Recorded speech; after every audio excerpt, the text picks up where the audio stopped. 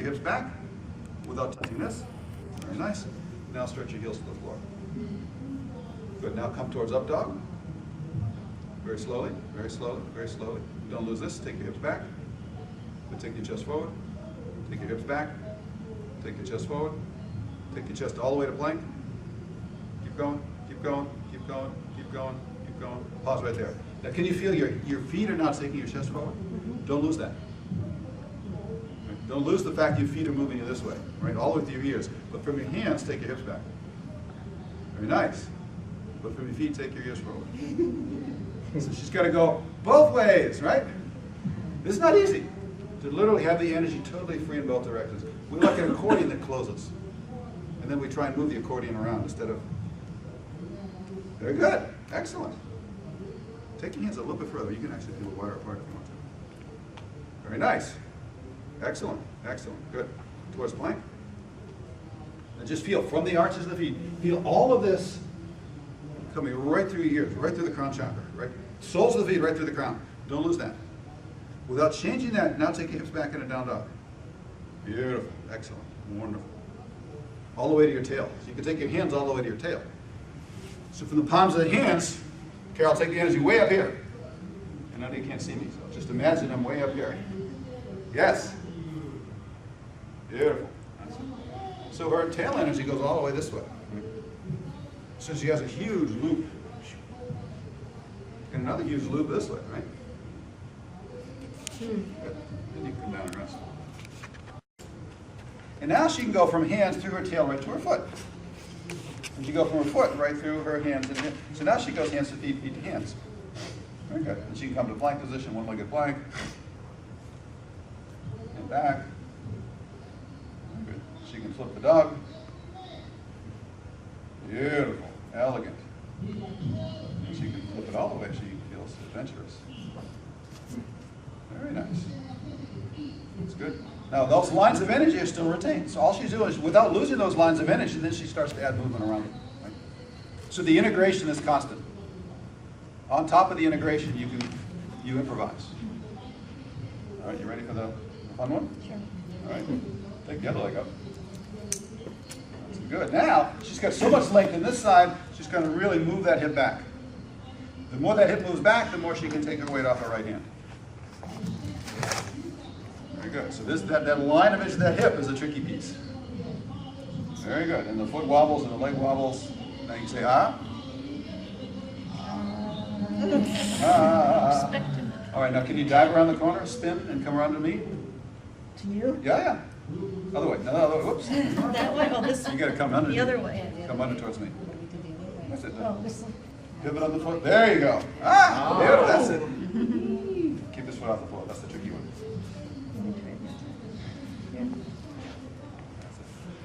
There you go. Excellent. Yeah. Beautiful. Then spin back. Very good.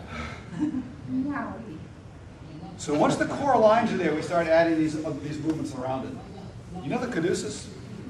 Symbol of the AMA. You got the pole and the two snakes wrapped around it. The pole is the first channel, or the main channel where the energy is flowing. So we're getting a lot of dynamic action there. And then we start to spin around it.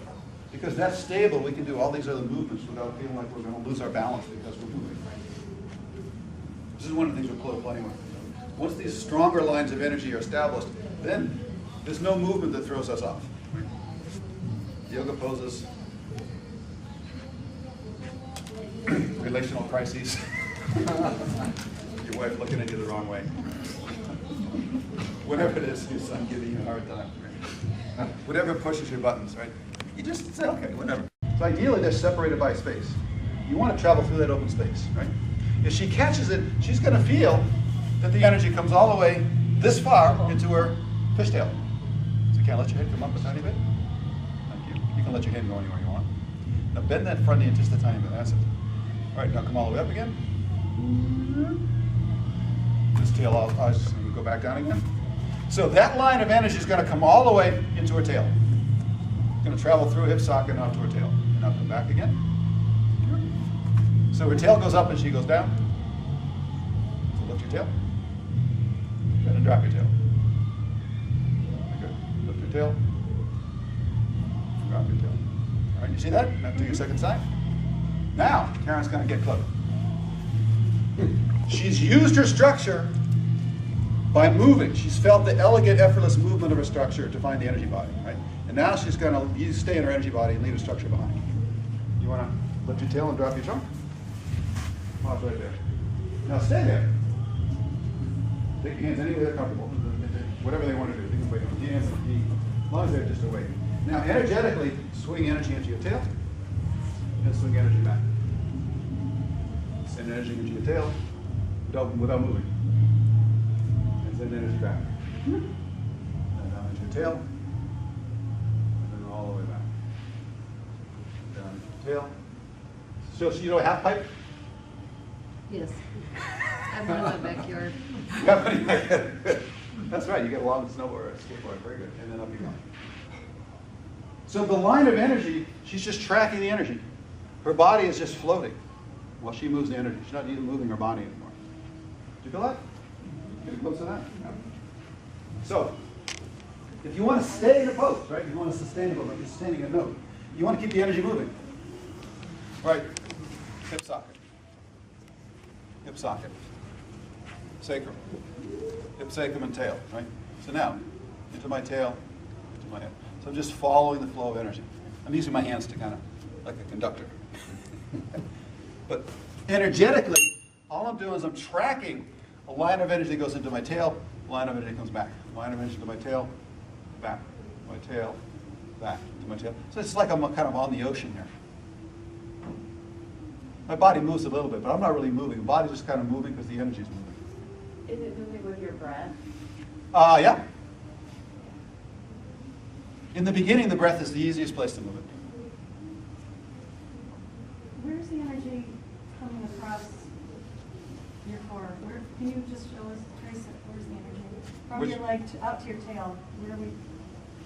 I'm following the half pipe right now. And there are lots of other things going on. Right? But the specific one you're talking about. The half pipe. So it begins in my inner ear. It travels down the side of my torso. It dives down through my hip socket. That's one line. I can trace another one that goes more interior down the inner lining of my sacrum. So number one, I separate sacrum and pelvis. Number two, I separate sacrum and ilium, or pelvis and sacrum. So now my hip socket and my sacroiliac joints are open. And I'm just sliding energy back and forth through there. So I'm suspended on this field of energy. Now my feet are plugged in. My feet are engaged. My feet are very dynamic. But I'm not doing anything. I'm just letting them provide a platform for me to be suspended here. So if I want to stay in the pose, it's not, I'm not holding. It's like I'm not holding the note. I'm not disturbing my breathing. I'm not contracting anything. I'm just kind of floating here in space.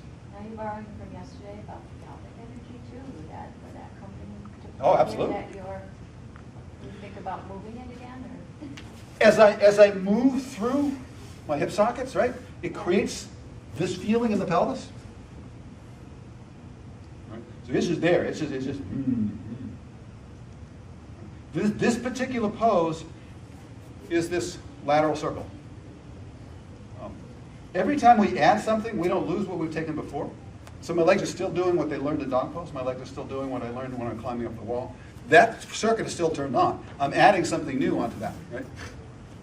It's like the rhythm section keeps going when the melody, the soloists take over. It's like the rhythm section doesn't stop while the melody takes over. It's a roller baby. Yeah. You get the sense that, okay, this turns on. Right? There's my feet, right? There are my hips, right? I get a little more action in the hips, great. Now the core is working. Now my trunk is working. Now I get the swinging action, right? Now I get the swinging action without the physical movement. Which means I'm able to rest here. I'm able to rest here. Resting meaning I'm not doing much, but there's a lot of work going on. But there's just energy moving. Right? So I'm just letting the energy circulate, and then I'm just floating on the energy.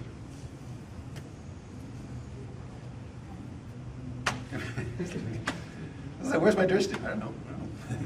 It's inside, right? The inside is paying so much attention that it liberates me, right? My body is free. It's doing the pose. The pose is happening. I'm free. Right? Now, if it starts to break down, I have to pay attention. Going starts to hurt. Oh, okay. What's going on there? There's my back heel. There's my inner front heel. There's my tailbone. There's the pubis. That's the back of the sacrum. There's my kidneys. There's my liver. My tongue, lungs. I can go inside and play, or I can be outside and play. You know, I'm free to literally go anywhere I want. I can go deeper into the pose. I can enjoy your presence. Whatever I want. Trikonasana.